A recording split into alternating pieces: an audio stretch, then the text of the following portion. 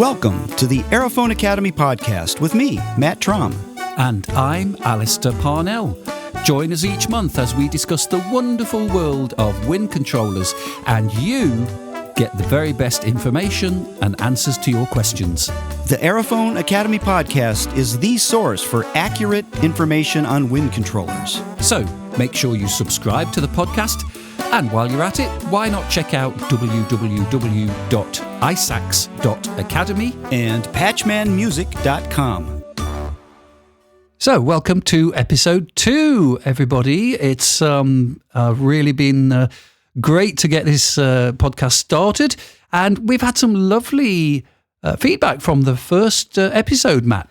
Yeah, it's been going well. I think the download number is pretty good, and we're happy to get another episode out as soon as possible. So we sort of promised one per month, but we're shooting for more than that, more frequent. Yes.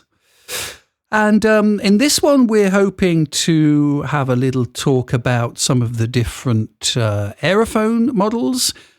Just a general kind of rundown on that. We're also going to have a little talk about one of the questions that we've had on the SpeakPipe.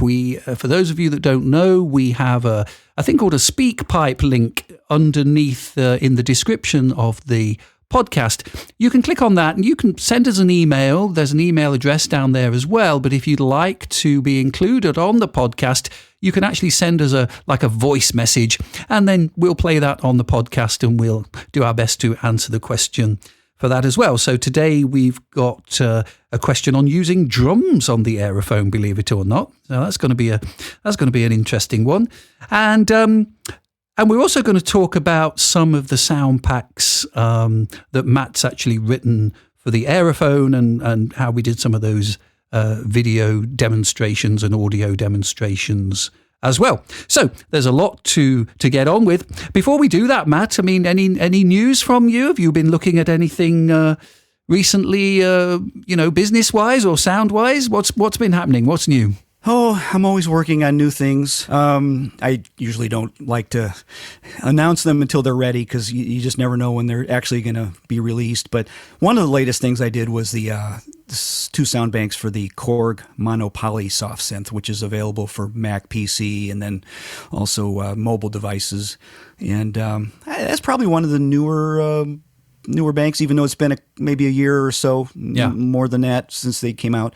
But it was a nice bank. I wanted to do something that was usable for me, like in a jazz setting. So I have some nice muted brass sounds that I thought came out really nice. I was using some Formant filters in there. Kind of gives it a human acoustic instrument quality to it.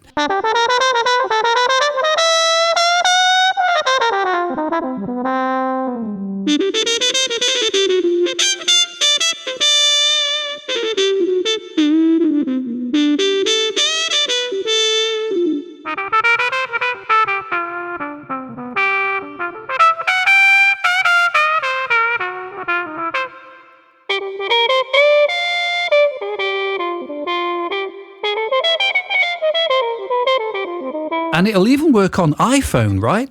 Yes, that bank runs on the iPhone. That's amazing, isn't it? Yeah, that was a goal. I wanted to have something usable on the iPhone, so I'm real happy with that. Jeff Koshawa, the famous sax player and Iwi player from the Rippingtons, just did his own video on the sound bank, and he's playing the Berglund New Rad. It's kind of interesting. He goes through quite a bit of the sounds, and of course, masterfully plays them. Yeah. So if you want to check that out, you could go on YouTube and search out Koshawa Patchman, and that'll bring it up at the top. It's Kashiwa Patchman, and he plays them so sensitively on that video. You know, he's not just kind of showing off. He really demonstrates the huge dynamic range and the nuances in those sounds. And, you know, it's just lovely to hear that. It's just like a warm blanket.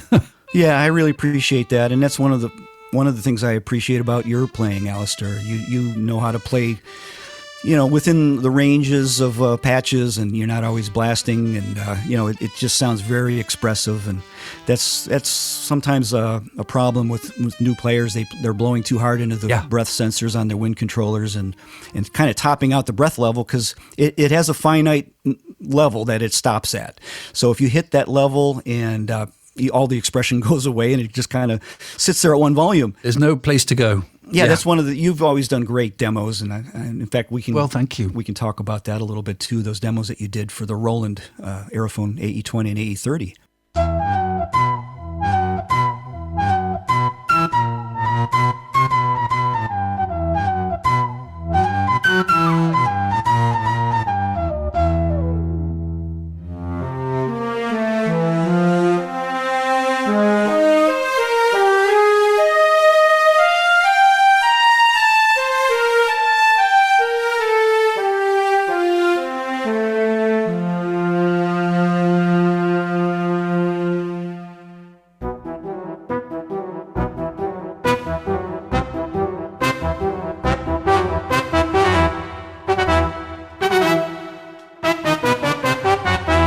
Yeah, so for me, I've been busy with some more iSax Academy stuff. I do a regular monthly webinar on the iSax Academy, and I've also introduced every other 2 weeks, I'm going to introduce a kind of live session idea. That's going to be like a Zoom call where everyone can kind of play and play to each other if they want to, ask questions, and I'm there to answer. So, that iSax community is all doing really, really nicely. Such a nice response from people. People are really getting a lot out of those courses. So I'm really pleased with the way that's going. Yeah, you said you were surprised that the response was better than expected on this whole project of yours. Yeah. 2 years ago, I'd never dreamt of doing anything like it. And a friend of mine suggested maybe I should. And, I dismissed it straight away. And then I got thinking, maybe he's got something there, and I'm so pleased I did. But particularly the community aspect, bringing people together, both in terms of kind of video connections and on the forum that we have in the iSax community, is working really well.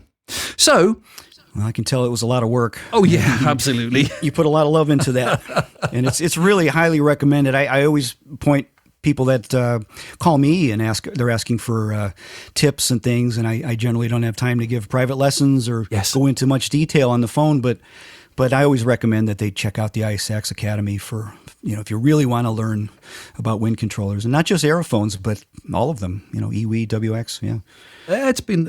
It's been great. Yeah, my courses are centered around aerophone primarily, but there's a basics course, you get to learn the fingerings, and then there's a more advanced course where you get to learn all the kind of tricks and special things that the aerophones do.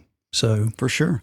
But even when you start to talk about controlling external soft synths and synths like that applies to all wind controllers more or less. So there's always something that could be gained there. So, and then when was the last time that you wrote one of the Aerophone sound packs then? So these are packs that are available on the Roland Cloud. And because you've done 8 of those? 8, I believe now, yeah. Mm-hmm.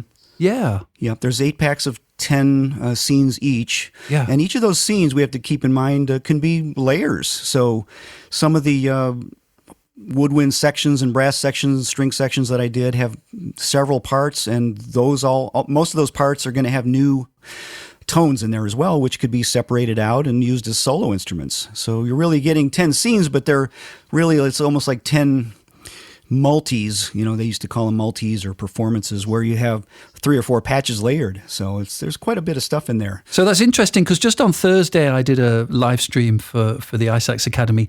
Somebody was asking me about doing, the big gliss on the start of the Rhapsody in Blue with the clarinet. I love that. You really nailed that. Great job. Yeah. And so, I was telling them obviously how to set up the portamento, and, you've got those 2 controls like the CC05 and the CC65. Am I right? 65? Yep. 65 is portamento switch, and number 5 is the time. Mm-hmm. Yeah. And so I took them through all of that kind of setup, and then I said, well, that's using the clarinet sound that's on board. I was using the AE30, but of course I've got your sound packs on there as well. And so I was able to demonstrate that, if you go into it, actually gets stored into your user patches on there. And there you've got at least 3 clarinets on there.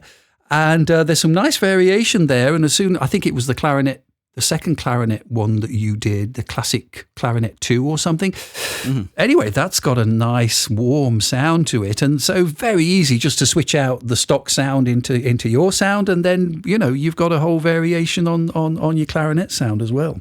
Yeah, absolutely. And there's already a few clarinets, I think, in the factory scenes as well. I'm really proud of some of the bass clarinet sounds that are in those additional packs.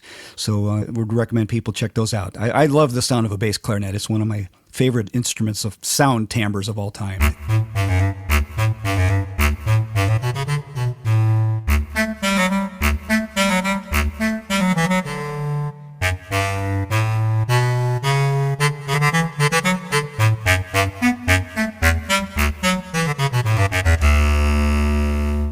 And that's such a useful instrument because, I can think of quite a lot of scenarios where, you can have fun playing a bass clarinet like in your own bedroom, right? But, to be able to have that potentially in a little ensemble or something, you might have a wind band that's missing a bass clarinet, or there might be a part in a musical theatre show or something. And those bass clarinets in particular are, I think, very easy to put into an ensemble like that. And I think people would struggle to know that they weren't a real instrument within an ensemble like that. I think, they come across really well. Yeah. As far as blending in with an acoustic group, sometimes it's a good idea to turn off the reverb and the effects and just kind of have a dry sound coming out because, that's what the other instruments are doing too. And then let the room create the reverb so you blend in better with the acoustic instruments. And I also recommend having a speaker, preferably either under your seat or behind your head if you can set it up that way. Yep. And so the sound is coming right from your position on the stage.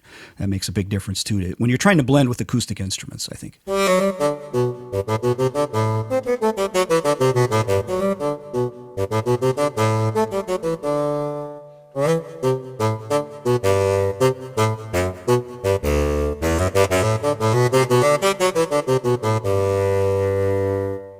So we both did. We've both done quite a few demos for that, and you'll hear some of these little demos we did. We're probably going to include some of the little demos throughout this podcast. So you did yours first, Matt, because you did them as a wave demo, an audio demo on the Roland Cloud website. Right. What's your approach to preparing a demo like that, Matt? Well, I'd be interested to know. How do you do yours? And I'll tell you how I do mine. I know mine's a little different than yours. I know you're much more prepared. I just, I generally just, I guess I sort of play in the style that I was playing when I designed the sound. So I guess you're getting an idea of what I had intended. When you hear those demos that I did, they're just audio demos, as you mentioned. I don't know. I just usually just start playing something in a certain style, and I have to be careful not to play any licks from songs and things like that. You have to keep it very generic. But then do you just press record on an audio recorder and just play and play until you get one that you're happy with? Is that how you do it? Yes. I just hit record and then I just cut it out. And usually it's a complete piece of audio, start to finish. But it'll take several takes sometimes. Sometimes you can get it on the first try.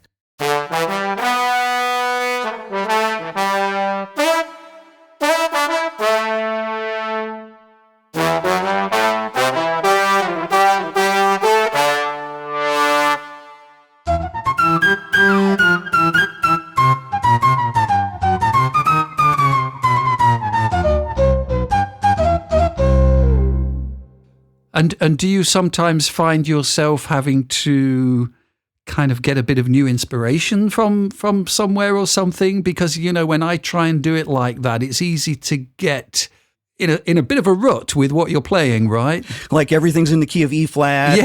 Yeah. I get that way too. It's like, wait a second, I better try a different key here. Yeah, that happens all the time. Yeah, so with mine, I do tend to write them out because when I'm doing the video versions, I mean, one of the things is about that, especially, Roland quite like there to be two different camera angles at least. And so if I'm playing and just trying to improvise something, I can end up chewing my way through quite a lot of gigabytes of data storage. So it's a little bit better for me anyway. I'll write them down, and it gives me a little bit of a focus at what I want to do with each sound. And like you just said, I'll very deliberately sometimes say, right, whatever I'm doing, I'm going to be in the key of F or D or E flat, or just something different to stop me doing the same lines in all the demos. And so I write them down. I even put articulation, dynamics. I make a pretty full job of them.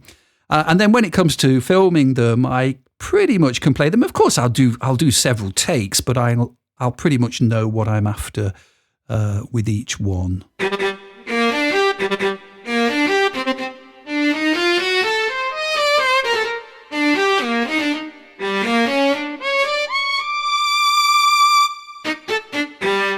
Yeah, one of the dangers in doing these demos is that people will say, oh, that it says classical clarinet, he's playing a classical type piece showing off that clarinet sound, but it really doesn't have to be that. It could be that sound could be used for jazz or pop or whatever. Yeah. So it's kind of, I'd like people to realize that it's just a particular demo. Doesn't mean you have to play in that style. Sure. By any means. In fact, that's the strength of a wind controller. It's so versatile and so expressive. The way you play it really determines most of the time how it can be used. And that's why I sort of quite deliberately, because I did my video demos after you'd done your audio demos, I quite deliberately tried not to listen to yours at all, because I didn't want to try and do something similar. I just wanted to be hopefully something completely different to demonstrate exactly what you said. Great. Yeah. I'd love to hear that. It's a lot of fun to hear other people playing my sound instruments. I always get a kick out of that. Yeah. But I love doing them. It's a nice creative process, and sometimes I'll just, a little bit of a melody will come to mind, and I'll jot the next one down, and then I'll just decide on an hour or two when I've got spare. I can just sit down, switch the cameras on, get the audio set up properly, and get recording them. So it's a fairly time-consuming thing, even when you do have them written down. There's still a lot of work involved. Well, you've done a cracking job, as they say over there. Yeah, but they are really great, and they're brilliant value, of course, because, well, the first three are free, and then the others are like $10 or something, am I right? I believe so, $9.99 or $10, and there's 7 of those. And all 10 could be loaded into the Aerophone AE20 or AE30, no problem. They will fill one bank of scene plus 2/3 of another one, but there's still hundreds of slots available. Yes. So even with all 10 loaded, you'll still have plenty of spots for your own sounds. Yeah. So how about we'll go on now and have a talk about the differences in the Aerophone range. We're just trying to help folks with that journey of deciding perhaps which instrument might be good. And of course, it doesn't have to be an Aerophone. There's lots of other wind controllers. It's just that we both know the Aerophones probably as well as anybody else does. So it's probably not a bad place to get that right information. Now, we started off obviously more or less exactly the same time, because we were involved very early on with the Aerophone range, which, are we about 8 years now, Matt? Is it 8 years? So the original model was the AE10, and that came out in 2016, according to my, it looks like October 2016, so late 16. So it's been about, 7.5 years, I guess. Yeah. And I can remember, in the early days with that instrument, I believe we only had like 40 sounds or 37 sounds or something. Do you remember? I think that sounds about right, yeah. It was fairly limited right at the very start. Mm-hmm. And then they started to add some sounds to it. But, the Aerophone 10 was, it had breath control and bite control. It had a full range of 7-8 octaves. I believe it had the option still of saxophone or electronic wind instrument fingering. Did it have brass fingering early on? I don't remember, Matt. Yes, it did, actually. I'm looking at my... So I think that's right when I kind of came into it at that point. I wasn't in on it when they were developing it. I didn't do any of the sounds for it. But I did help develop a brass fingering that was it was transposed from the Niall Steiner's system, which had been around since essentially the late 1960s. Right. It uses both hands, and it has a fourth valve that's in your left hand index finger. It lowers the pitch a fourth, just like it would on a 4-valve euphonium or a 4-valve piccolo trumpet or flugelhorn or trigger on a trombone. So that was when I kind of came into it. And they refined it as time went on. They added more sounds. They improved the operating system and the byte sensing. And really, it was a surprise when that instrument came out for me. Well, yeah, I'd been contacted by somebody at Roland to say, would I be interested in kind of giving it a try? I guess it was a prototype at that point. And, I can remember early on, it wasn't that easy to, make a decent kind of job of it. But it soon started to take shape. And then I was very fortunate, because they actually asked me to do quite a lot of demonstrating around Europe. I think I probably did something like 10 or 12 European trips demonstrating the Aerophone to different countries out there, different kind of retailers that Roland had got set up, and kind of Roland's own kind of conferences and things. And wow, it was quite an amazing opportunity. I mean, that was more traveling than I'd ever done in that short space of time. Wow, what a great experience. Yeah. So how was the reception at that point from the people? Well, really good, really good. People didn't really, as we still find, not many people kind of knew what a wind synthesizer was at all. So it's always quite a nice kind of eye opener for them to say, "Wow, this is a cool kind of new instrument." But yes, it was very well received. I used some internal sounds on those demos, but I also used some of your sounds, Matt, on the ones you did for the ES2, I think maybe ES2. So that was on like Logic or Mainstage, yeah. Yes, an analog modeling type synth. Yeah, I remember you doing that, and it sounded great. And it worked great as a controller.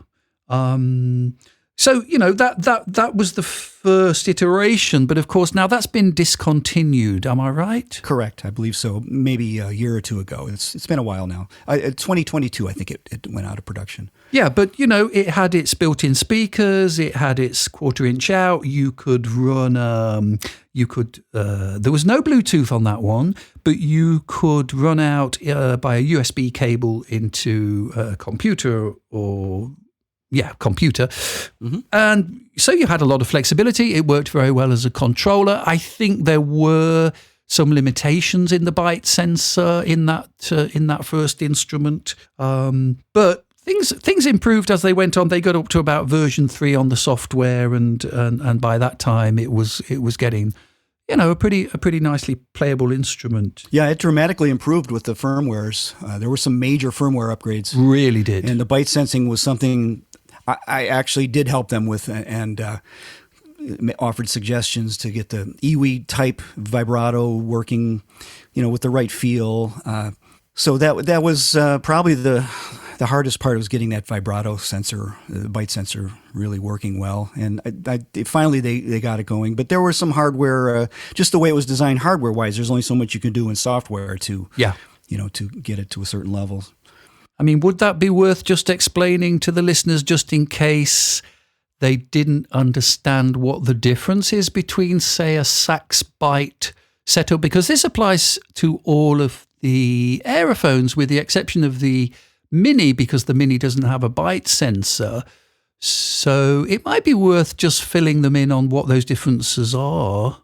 Well, in a nutshell, what do they call it? Sax style sensing. Sax bite or something. Sax bite. So that one is like a saxophone where you can bite, apply pressure to the reed and bend the note up or down and hold it there.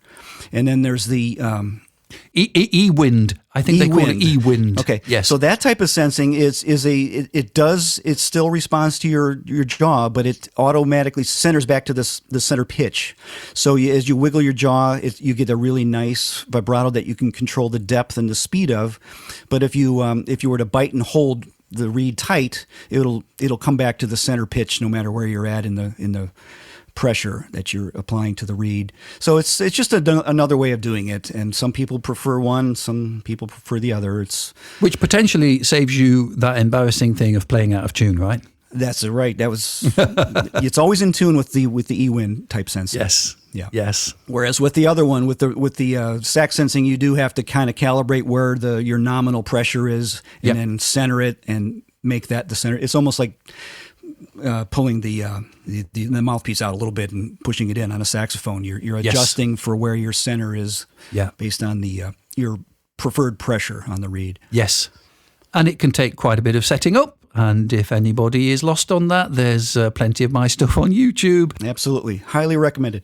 Where I've explained that because with a little bit of time and patience, you can get that sax bite to work really, really well, but it does take a little bit of effort and a bit of experimentation.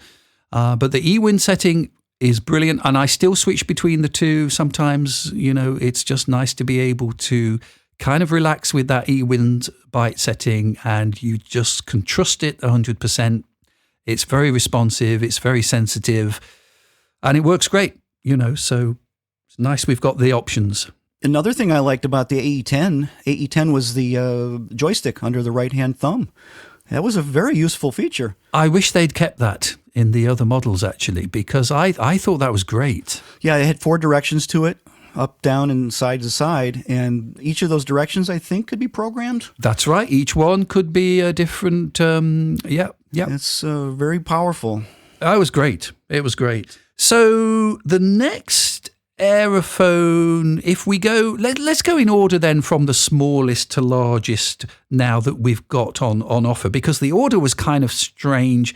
It actually went AE05 that came out next, then the Mini, right? But well, there was an AE10G which came out a year later in 2017. Oh yeah, a grey version colour, yes.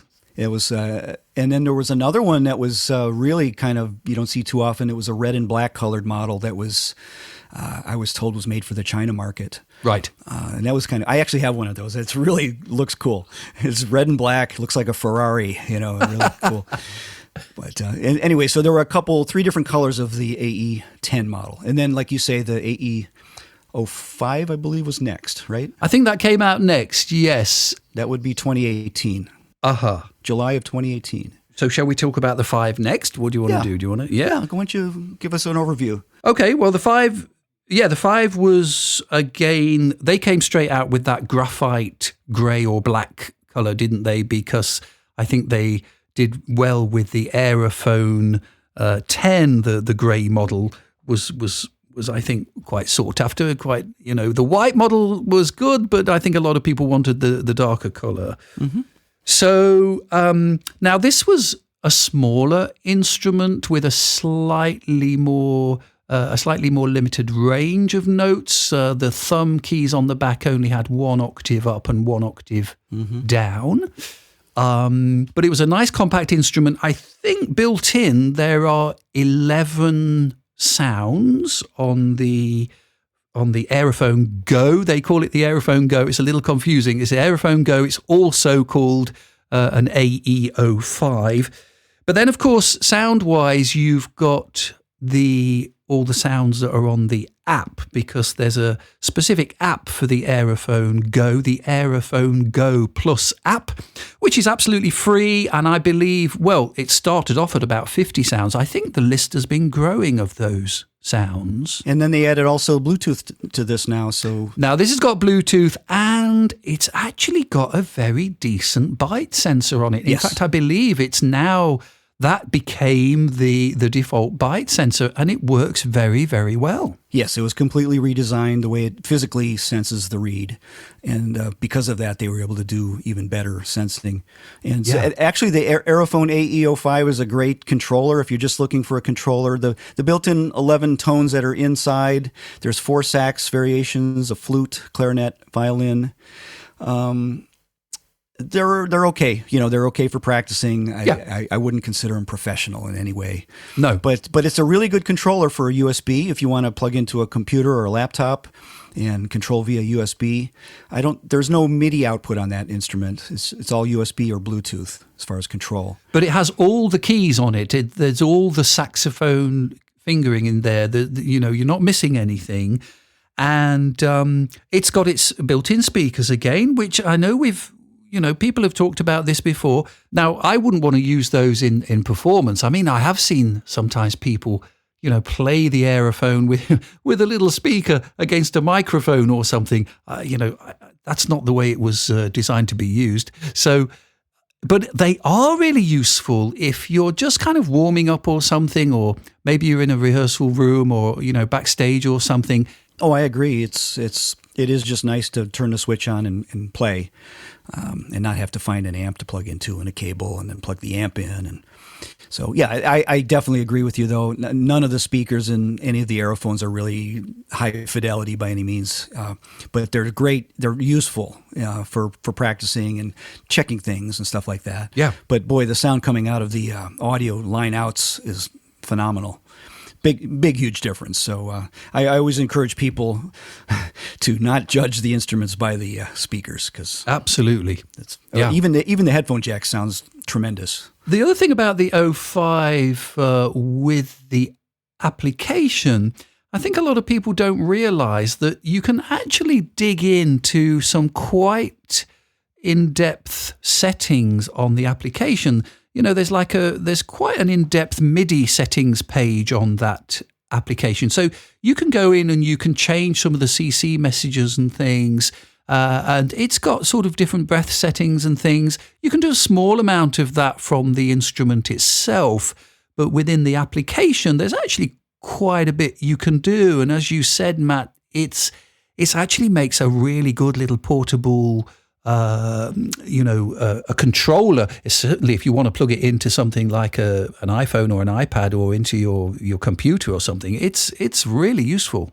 Mm-hmm. Absolutely, it's easier to go into a laptop or a desktop, but to get into an iPhone or iPad, it's a little more tricky. And I know you've covered details on how to do that as far as cabling and powering, and there's a couple little things you kind of have to be aware of, but it can be done and it works very well. And I'll just mention also on the Aerophone Go, the AE05, there was a AE05C model, which came out in October of 2022.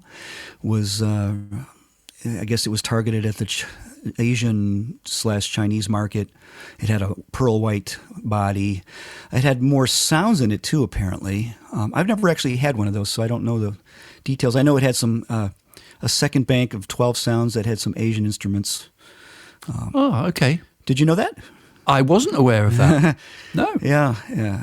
So other than that, the body color, and some additional sounds. But that isn't really generally available in the Western world, as far as I know. So next out was the Mini, right? Mini came out in 2019. So let's see. I think that is correct. That would be the next model. Yep. AE01, also known as. And this was really, okay, so it's the smallest available Aerophone. Of course, it has a breath controller, but it does not have a byte controller. And key-wise, it's a little bit cut down key-wise. There aren't any of the little finger keys or the palm keys like there are on the other Aerophones. There is a little finger combination on the left-hand side where you can either be a semitone up or semitone down from any note. But basically it's aimed as obviously a very, very portable instrument, and it's kind of more of a kind of electronic recorder almost. Would you agree? Yes, I do. I agree with that. Yeah, and it has 6 onboard sounds, which are saxophone, flute, clarinet, trumpet, violin, and saw lead, which is kind of a synthy buzzy lead. And it has a mini, an app for iOS and Android also, which allows some more sounds that you can control coming off of your mobile device. And again, you can use it as a controller. Absolutely. You can plug it into a laptop or anything if you want to. I have actually taken that thing away on holiday with me. I did a quick video on YouTube. If you search out my name, Matt Trom, Roland brass fingering, I did a demo of how the brass fingering works. And all of the Aerophone models, every one of them has a brass fingering option. We can talk about some of the other fingerings too, maybe today. But they have a brass fingering option that's based on that EVI fingering that Niall Steiner invented way back decades ago. And I'm just kind of basically showing how that fingering works, and it's on the most basic model, and it can be applied to any of the other models as well. So get this, Matt. I actually did a demo for Roland on the Mini in where else but Abbey Road Studios. Wow. Can you believe it? I'm envious. Wow. Well, I don't know if I was envious. I mean, there's one of these big kind of things where they were demonstrating, I think the Phantom keyboard had just come out and stuff. And I was there, quite a big stage, and I was just on my little Mini. I'd done this little demo track, and it was a little bit tricky because I had to try and demonstrate. I think I did demonstrate all 6 sounds in one track, and being able to change the sounds quickly wasn't so easy. But no, there I was, the Beatles and then Alistair Parnell on the Aerophone Mini. It's a special thing, and you can't just walk into that studio. You have to have a reason to be there, and that's awesome. Exactly. Oh, it's a fantastic place. I'd never been inside before. It's amazing. Such history there. Yeah. It's unbelievable. Absolutely. Not only the Beatles, but a lot of recordings that we all know. Oh, huge recording projects for orchestras and all sorts. Absolutely, yes. So the Mini came out in 2019. And that had an initial price of around $300 in the U.S. here, and I think it's a little different now, maybe a little higher. But it was very basic and good for a beginner that maybe wants to explore what a wind controller is. Like you said, it has there's no bite sensor in the mouthpiece, although it does have a reed. Well, let me take that back. Now, I think, are they shipping with the conical mouthpiece now? Originally, I think they had a reed mouthpiece, and yeah, it's almost like a cone that you just kind of blow into, and I think that's what it's shipping with now. The only thing I found difficult coming from a saxophone player's point of view, those things like the side key, B-flat, side key C, for me, some of the chromatic fingering, I always had to kind of think twice about what I was doing on that, because I just needed those few keys there. And I know that lots of people can play without those side keys, but I particularly found that a little bit limiting. But it is great as a little, very portable, you can stick that in a rucksack or something, go off and play. It's battery powered, so you can play anywhere, anytime. Yeah, it's kind of nice to have that option. And indeed, it does nowadays. It ships with the conical mouthpiece. Okay. But because they used to ship it with the reed, and it literally didn't do anything. The reed was there for feel. Yes. But it had no function. Yeah. So, then the next model was the Aerophone Pro, the AE30. Came out in 2020. It was announced in December of 2020 and shipped in January of 2021. And this is the flagship Pro model. This was a big step up, right? Completely new design. As far as synth engine, it basically has the top-of-the-line Roland synthesizer, their flagship synthesizer, somewhat scaled back, but essentially that synth is inside this instrument, and it runs on 6 batteries. It's amazing that they were able to do this, and very powerful as far as programmability and MIDI features. And so now we're on to what they call Zen Core, yes? This is this amazing synth engine that can pretty much replicate, quite a lot of not only, current sounds, but they can actually replicate quite a lot of vintage Roland sounds as well with the technology that they have. And then they also have the supernatural sounds in there as well. So I believe, what are they looking at? There's something like, is there something like 600 different sounds in there or something? I mean, it's an unbelievable amount of sounds. Yeah, it's over 300 factory sounds that it comes with, and those are in permanent memory locations. But then there's room for 600 more of your own sounds or edits to the factory sounds that you can move into your user area. So there's 12 times 50. There's 12 banks of 50 that you can fill with your own edits and new sounds. And or load in stuff like from the Roland Cloud, like we were just talking about earlier. Those AEZ tone packs, you can load those in. But there's also, of course, extensive effects in there, multi effects. And we're talking studio quality effects. These are not cheap, ringing reverbs and things that sound horrible. These are really good sounding, and there's multiple layers of effects too. So it's not just one effects engine. It's pretty remarkable.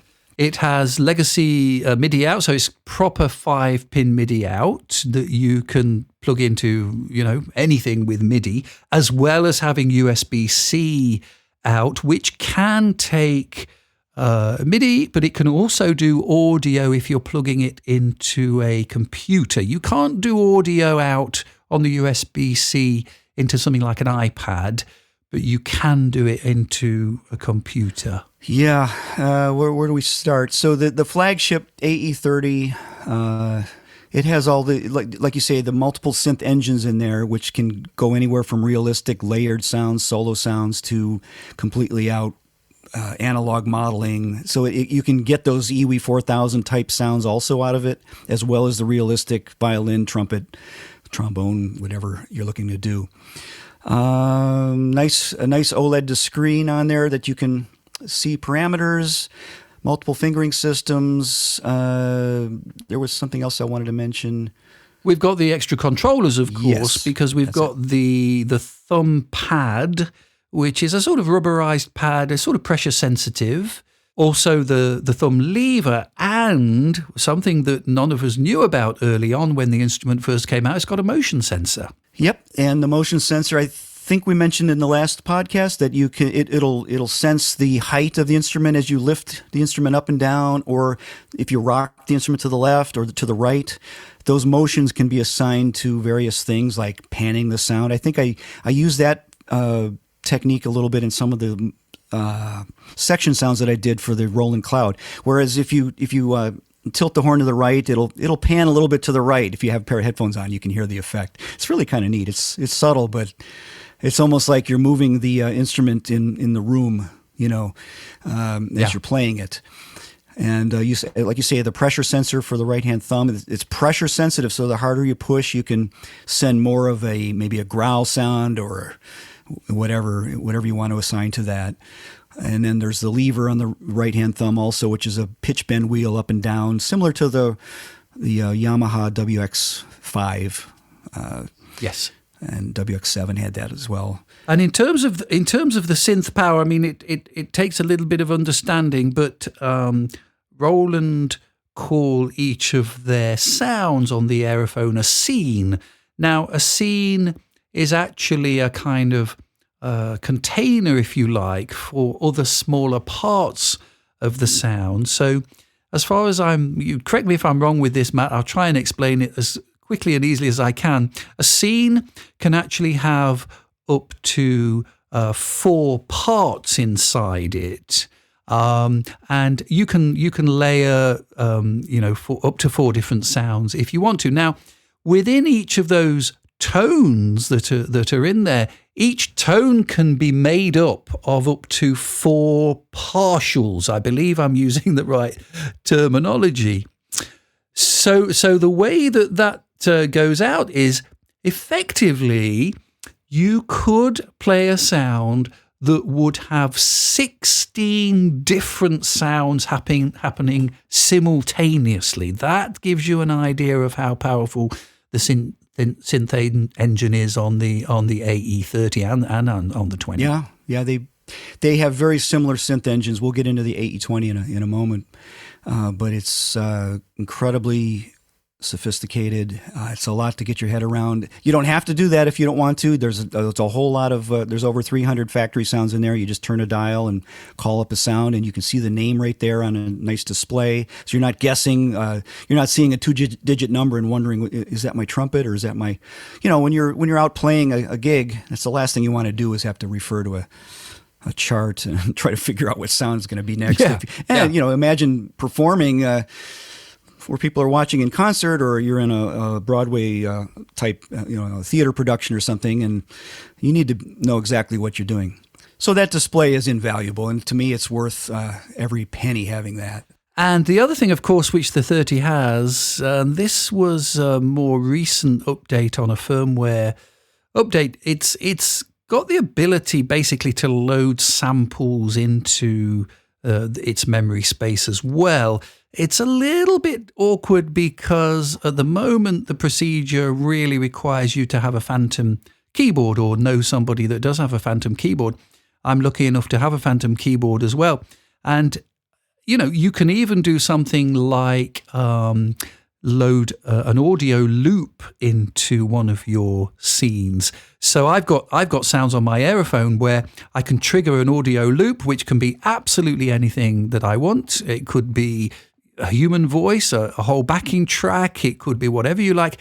And still you could have another sound at the same time, so that if you wanted to play something over the top of that audio sample, you could do that as well. It's really phenomenal. Yeah, that's in the AE30 only. The AE20 is a little bit scaled back from that, and that's one of the things that the 20 does not have. And another thing it does not have is some of these supernatural models are, I believe, not in the 20. Yes, that's right. So the 20. When did the 20 come out, Matt? Do you know? 2022, January. So yeah, and I did a video online on YouTube on this, and I actually think that for quite a lot of people, the 20 is a really nice sweet spot because it's got the same sound engine. It can't do the sampling, but it more or less can do pretty much everything else. I think it lacks the thumb pad, and it doesn't have the MIDI.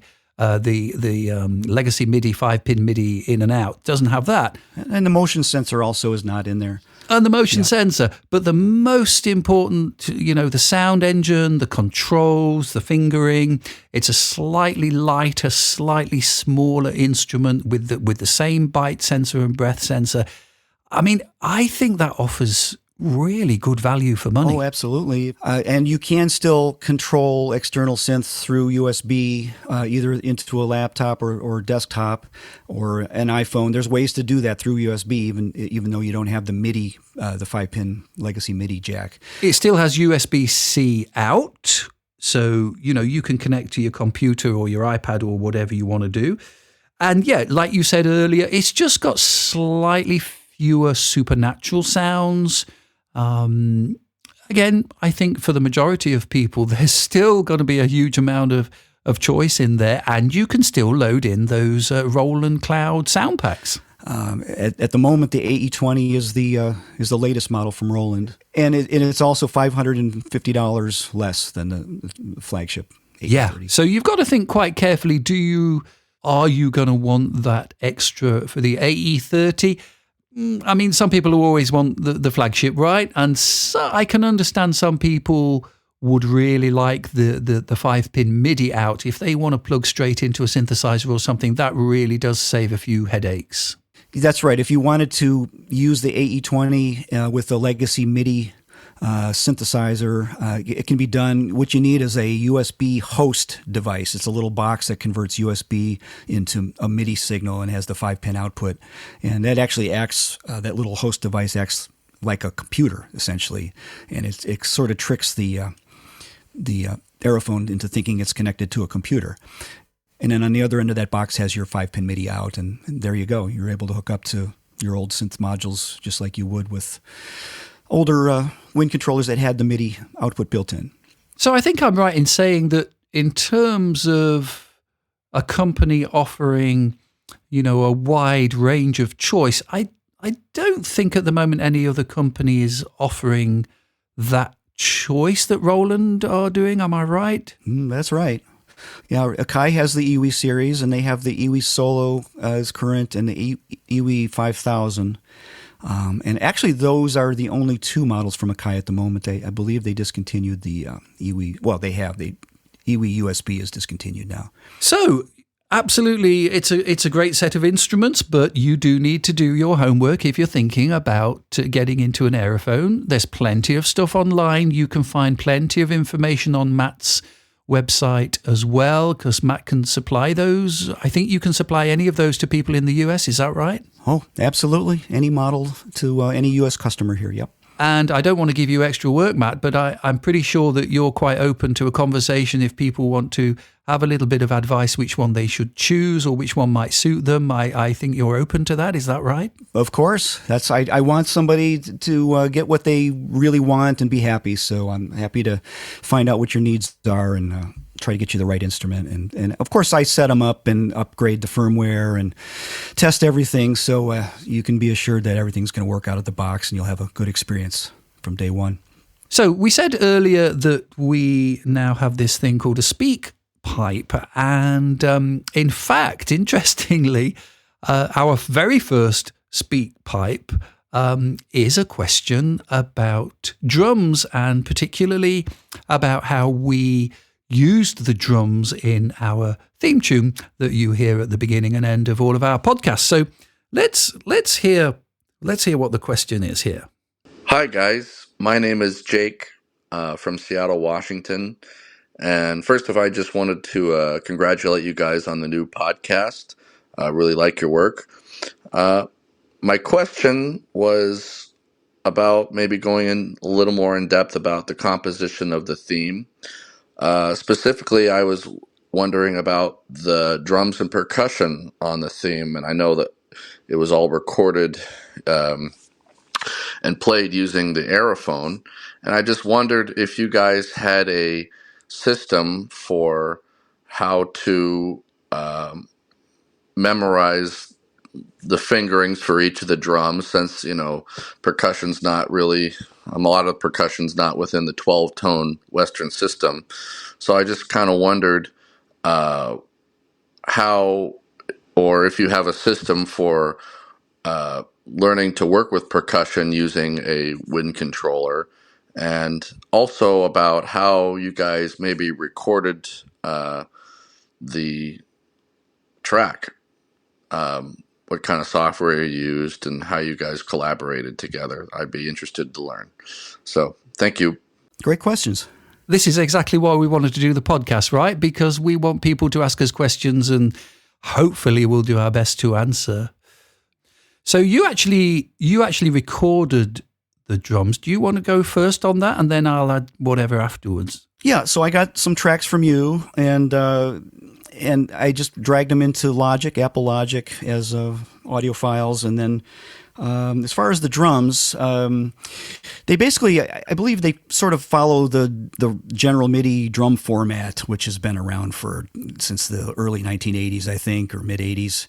Where actually Roland, I think, started that whole drum format with the sound canvas. That sort of became the de facto standard for where drums are on a keyboard.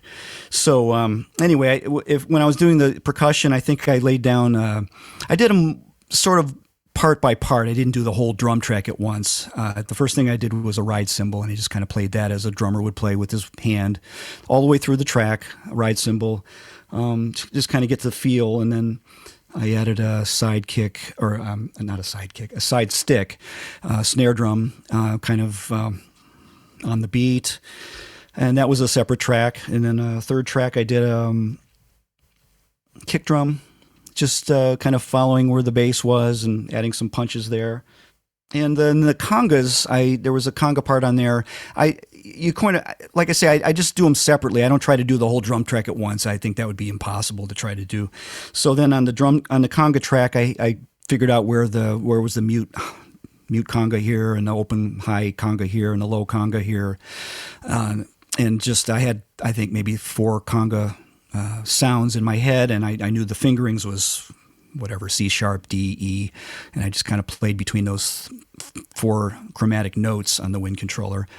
On all these tracks, I was tonguing, and all the drums respond to velocity. So the harder you tongue, the harder the hit is on the drum.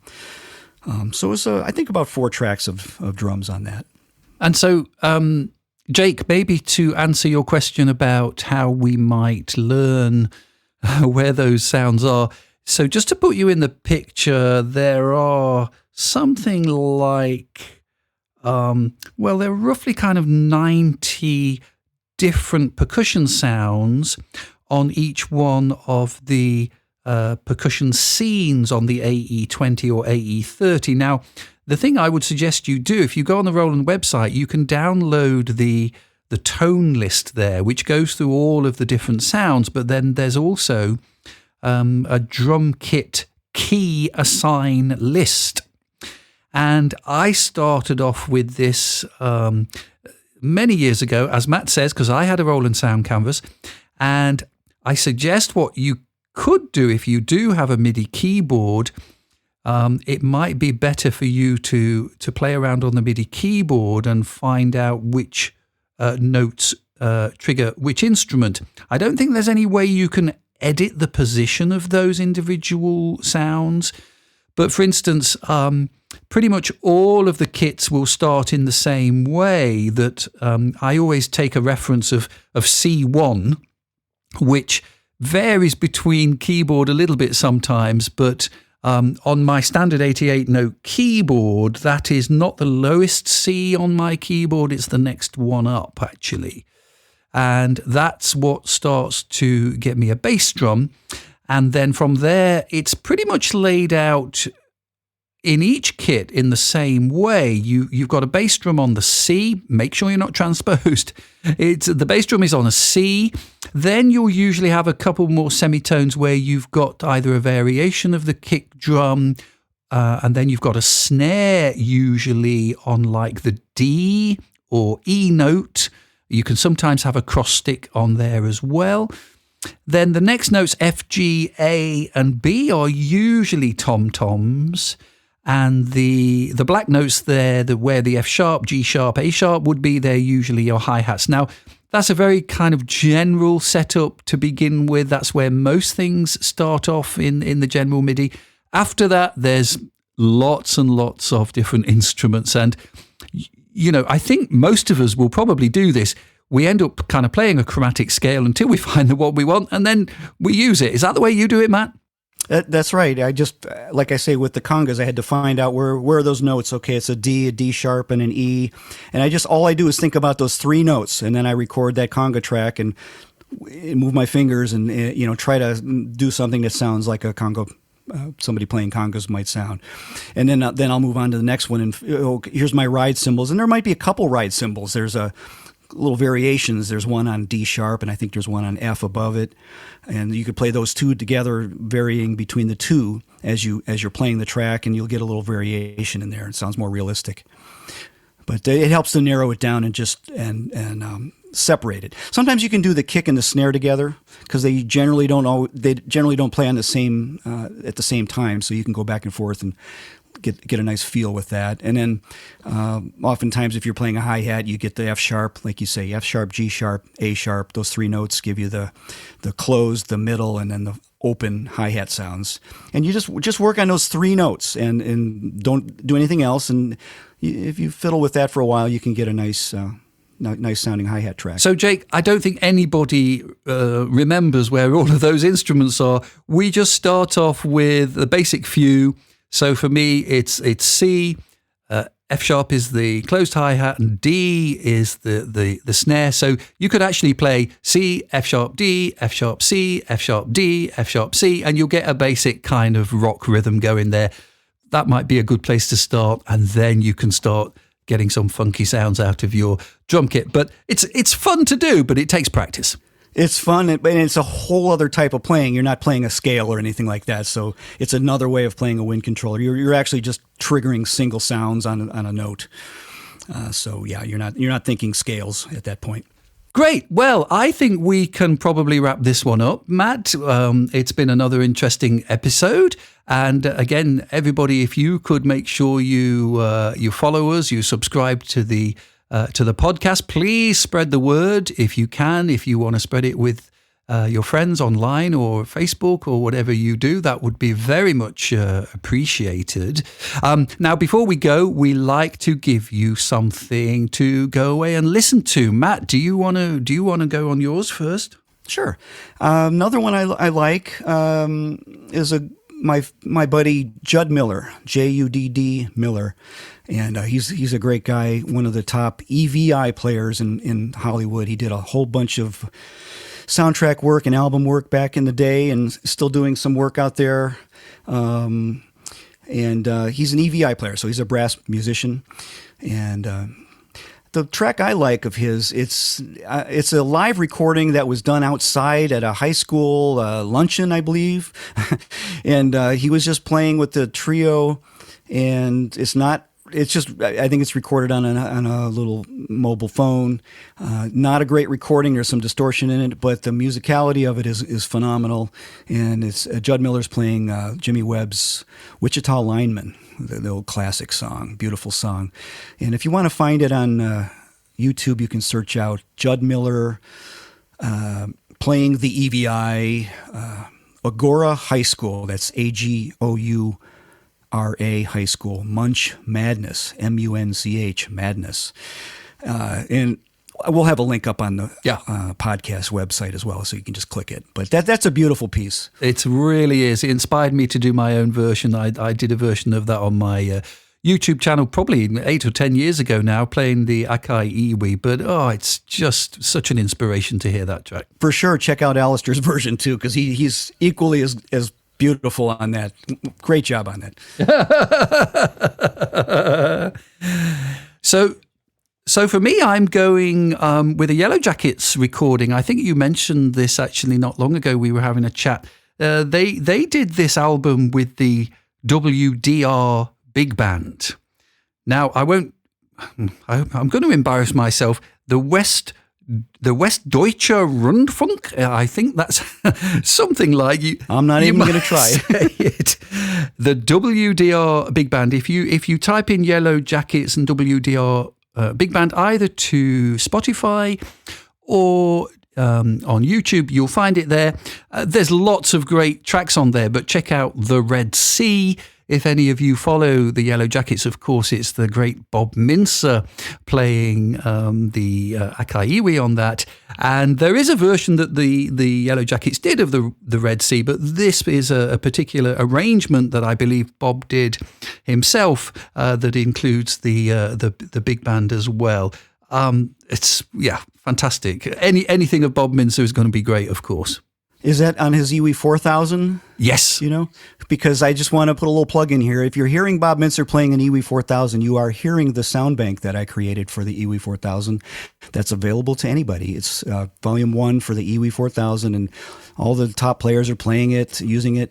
And Bob's been using it the entire time. Anything you hear of him playing Iwi 4000 in the last, 20 years maybe, would be that sound, those sounds that I created. And again, they're available to anyone. So you can sound exactly like Bob Mincer. Brilliant. If you get the sound bank and load it in. And that's just for the Iwi 4000. There's no other, it doesn't load into any other wind controller. And that's available through Patchman Music. Fantastic. Well, thanks again for your time, Matt. And everybody listening, we've got plenty of great stuff coming up. So please stay tuned and we'll see you in the next one. More to come. Thanks again for listening, everybody. Bye-bye.